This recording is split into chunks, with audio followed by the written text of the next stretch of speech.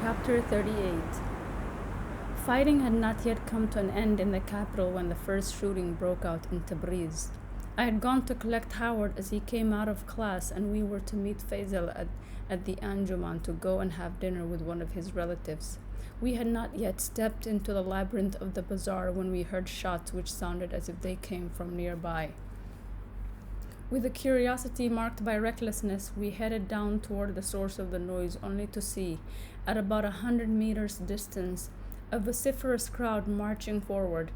There was dust, smoke, a forest of clubs, rifles, and glowing torches, as well as shouts which I could not understand, as they were in Azeri, the Turkish language of the people of Tabriz. Baskerville did his best to translate. "Death to the Constitution! Death to Parliament! Death to atheists! Long live the Shah!" Dozens of townspeople were running about in all directions. An old man was dragging a stupefied goat at the end of a rope. A woman stumbled, and her son, hardly 6 years old, helped her to get up and supported her as she fled limping with him. We ourselves hurried towards our meeting place. On the way, a group of young men were erecting a barricade made of 2 tree trunks, upon which they were piling up in completely random fashion tables, bricks, chairs, boxes, and barrels. We were recognized and allowed to pass, but we were advised to go quickly with the words, "They are coming here. They want to burn down the quarter. They have sworn to massacre the sons of Adam." In the Anjuman building, Faisal was surrounded by 40 or 50 men, and he was the only one carrying a rifle. He only had an Austrian Mannlicher pistol, whose sole use was to point out to all around him the positions they should take up. He was calm, less anxious than the evening before, in the state of calm which a man of action feels when the unbearable waiting is over. "You see," he told us with an imperceptibly triumphant tone of voice, "everything which Panov stated was true. Colonel Lyakov has carried out his coup d'etat. He has declared himself military governor of Tehran and has imposed a curfew there. Since this morning, supporters of the Constitution have become fair game in the capital and all other cities, starting with Tabriz." "It has all happened so quickly," Howard marveled. "It was the Russian consul who was notified of the launch of the coup by telegram, and he then informed the religious chiefs of Tabriz this morning. They, in turn, summoned their supporters to assemble at midday in the Deveshi, the quarter of the camel drivers, whence they spread out through the city, first heading for the home of one of my journalist friends, Ali Meshadi. They dragged him out of his house, accompanied by the screams of his wife and mother, cut his throat and severed his right hand, and then left him in a pool of blood. But have no fear, Ali will be avenged before nightfall." His voice betrayed him. He managed a respite of a second and drew a deep breath before continuing. "If I have come to Tabriz, it is because I know this city will resist. The ground we are standing on is still ruled by the Constitution. This is now the seat of Parliament, the seat of the legitimate government. It will be a fine battle, but we will end up winning. Follow me." We followed him, along with half a dozen of his supporters. He led us toward the garden and walked around the house to a wooden staircase whose extremities disappeared in thick foliage. We went up to the roof, through a passageway, up a few more steps, and then came to a room with thick walls and small yet potentially deadly windows. Faisal invited us to take a look. We were overhanging the most vulnerable entrance to the quarter, which at present was blocked by a barricade. Behind it, there were about 20 men kneeling to the ground with their rifles aimed. "There are others," Faisal explained, "just as determined. They are blocking all the entrances to the quarter. If the pack comes, they will be given the welcome they deserve." The pack, as he called them, was not far off. They must have stopped on the way to set fire to 2 or 3 houses belonging to sons of Adam, but they were relentless, and the noise and shots grew closer. Suddenly, we were seized by a kind of shudder. However much we expected them and were sheltered by a wall, the spectacle of a wild crowd calling out death and coming straight at one is probably the most frightening experience one can have. Instinctively, I whispered, "How many are they?" 1,000, 1,500 at the most, Faisal replied in a loud voice which was clear and reassuring. Then he added like an order, "Now it is up to us to frighten them." He asked his aides to give us rifles. Howard and I exchanged a quasi-amused glance. We felt the weight of those cold objects with both fascination and distaste. "Position yourselves at the windows," Faisal yelled, "and shoot at anyone who approaches. I have to leave you. I have a surprise up my sleeve for these barbarians." He had hardly gone out before the battle started, although to speak of it as such is most probably an exaggeration. The rioters arrived. They were a vociferous and bird-brained mob, and their forward ranks threw themselves against the barricade as if it were an obstacle course. The sons of Adam fired one salvo and then another. A dozen of the assailants were drowned and the rest fell back. Only one managed to scale the barricade, but that was only to be run through by a bayonet. He gave out a horrible cry of agony, and I turned my eyes away. Most of the demonstrators wisely stayed back, making do with shooting out hoarsely the same slogan, "Death!" Then the squad was thrown anew into an assault on the barricade, this time with a little more method. That is to say that they were firing on the defenders and the windows from which the shots had come. A son of Adam hit on the forehead was the only loss in his camp.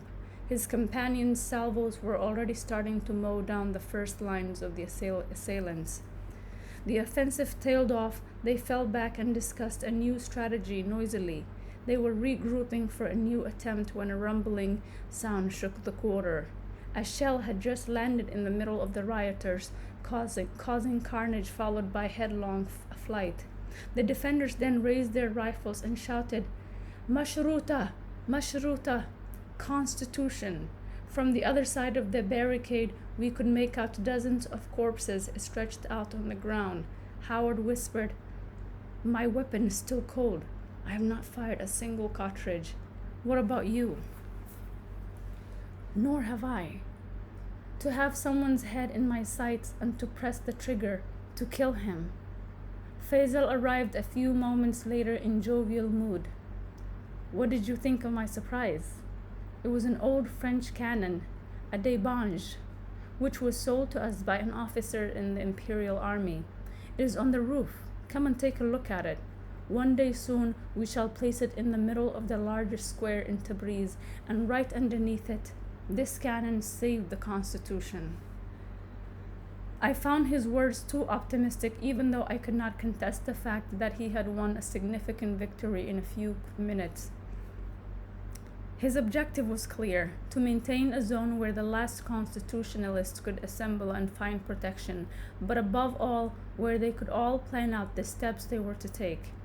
If someone had told us on that troubled June day that from just a few tangled alleys in the Tabriz bazaar, and with our 2 loads of label rifles and our single Debange cannon, we were going to win back Persia for its stolen freedom, who would have believed it? Yet that is what happened, but not without the purest of us paying for it with his life.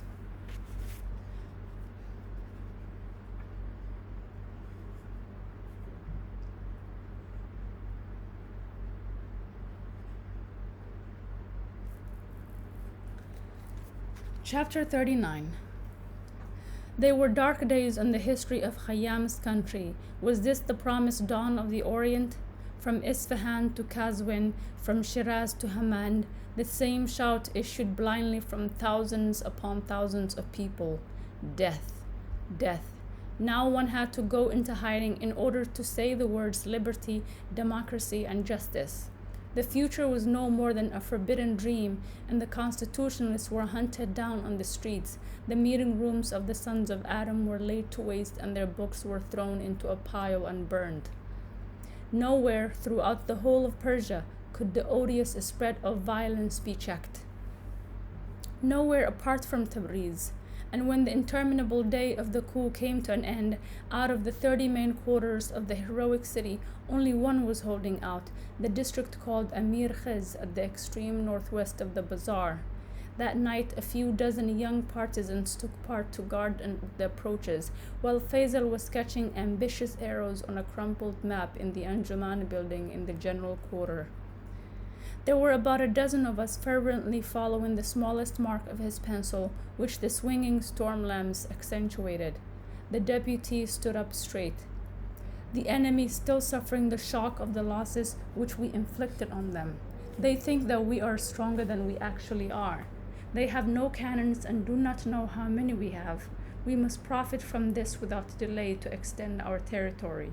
It will not take the Shah long to send troops, and they will be in Tabriz within a few weeks. By then, we must have liberated the whole city. Tonight, we shall attack. He bent over, and every head, bare or turbaned, bent over too. We crossed the river by surprise, he explained. We charge in the direction of the citadel and attack it from two sides, the bazaar and from the cemetery. It will be hours before evening. The citadel was not taken for 10 days. Lethal battles raged in every street, but the resistors advanced and all the clashes turned to their advantage. Some sons of Adam occupied the bureau of the Indo-European Telegraph on that Saturday, thanks to which they were able to keep in contact with Tehran as well as with London and Bombay. The same day, a police barracks went over to their side, bringing with it as a dowry a Maxim machine gun and 30 cases of ammunition. These successes gave the population its confidence back. Young and old became emboldened and flocked to the liberated quarters in their hundreds, sometimes with their weapons. Within a few weeks, the enemy had been pushed back to the outskirts. It was only holding on to a thinly populated area in the northeast of the city, stretching from the quarter of the camel drivers to the camp of Sahib Divan.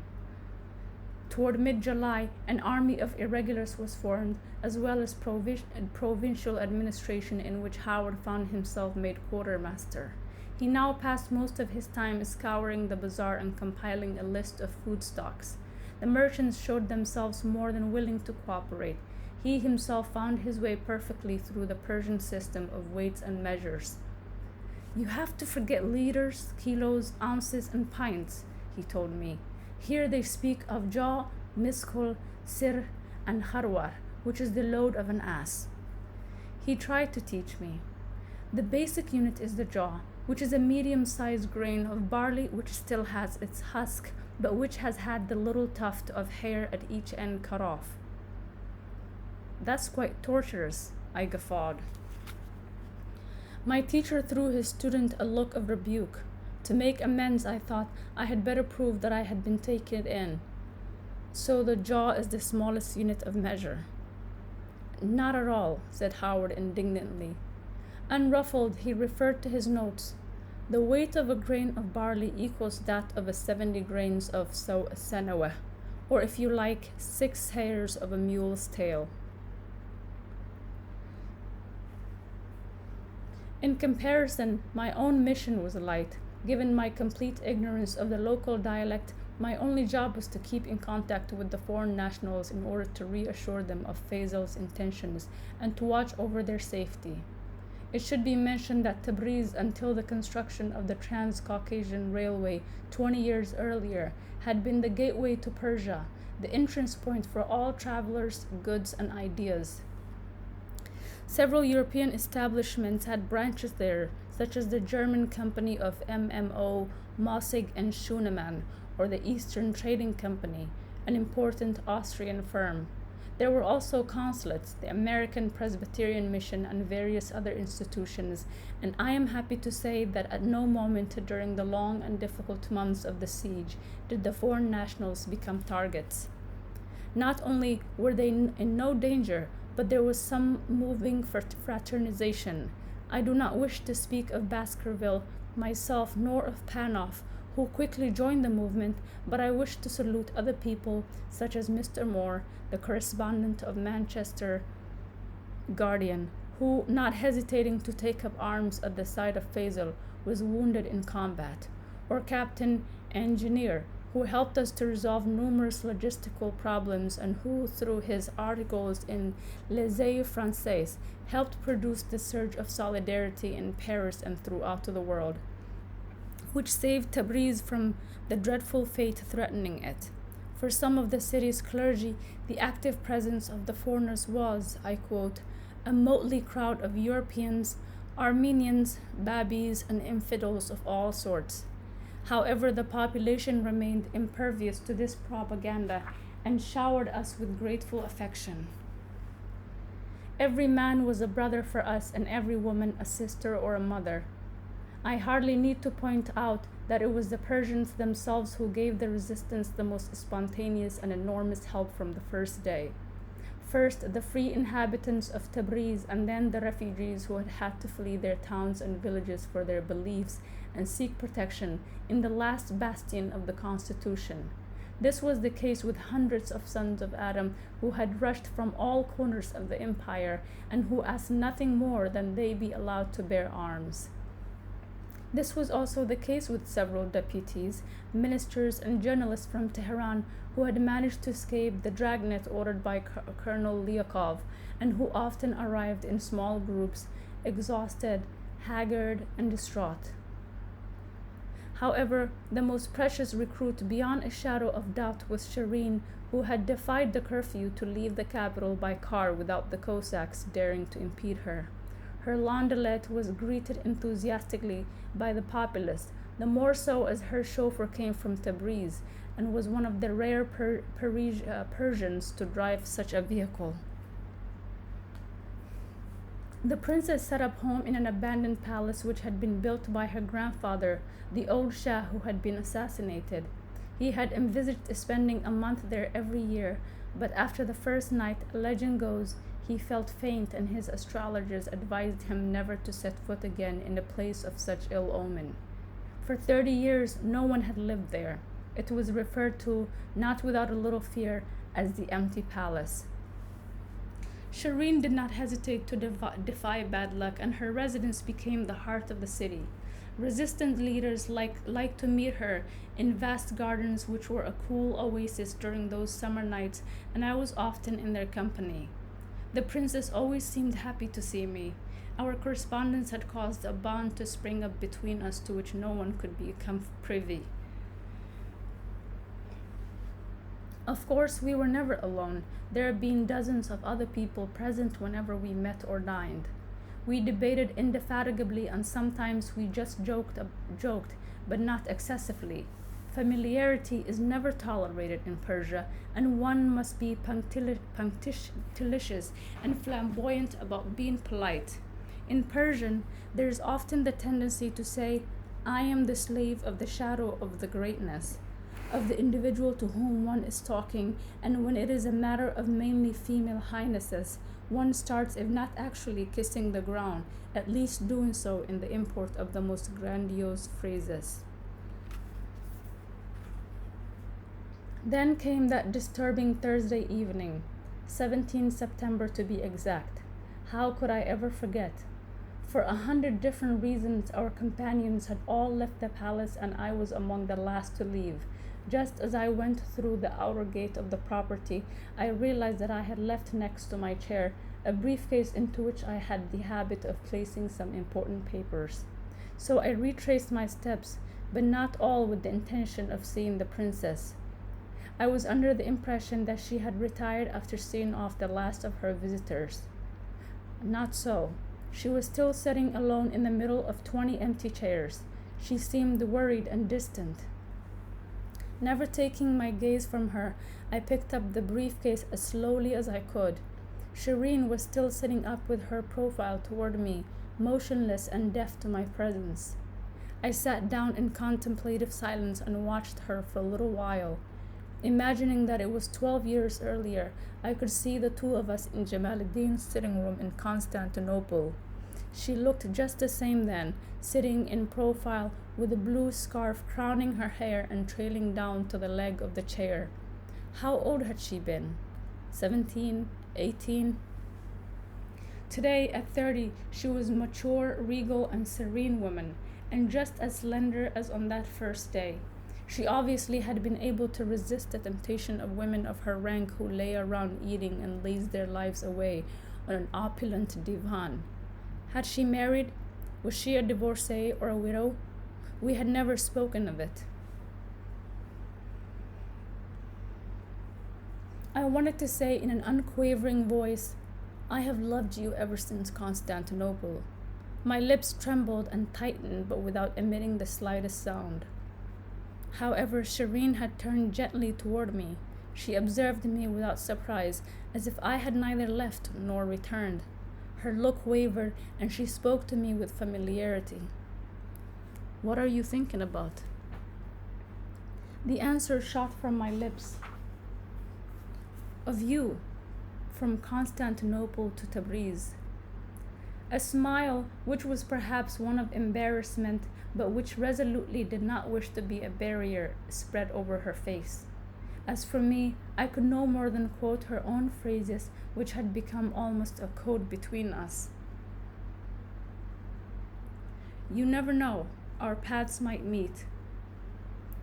We were both taken up by a few seconds of silent memories. Then Shireen said, I did not leave Tehran without the book. The Samarkand manuscript? It is always on the chest of drawers near my bed. I never tire of reading it. I know the rubayat and the chronicle written in the margin by heart. I would willingly give a decade of my life for one night with that book. I would willingly give a night of my life.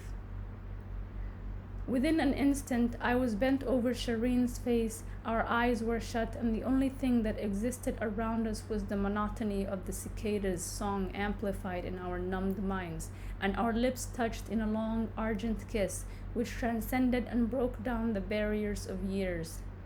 Lest other visitors arrive or the servant should come, we rose and I followed her down a covered path, through a small hidden door, and up a broken staircase into the former Shah's apartment which his granddaughter had taken over.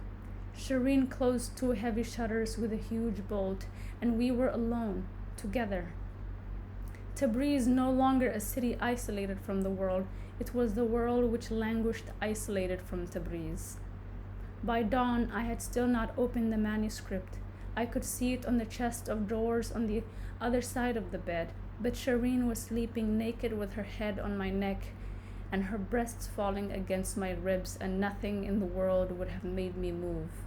I was breathing in her breath, her smells, and her night, and contemplating her eyelashes, trying desperately to guess what dream of happiness or anguish was making them quiver. When she awoke, the first sounds of the city were already to be heard. I had to slip away quickly and promised myself that I would dedicate my next night of love to Khayyam's book.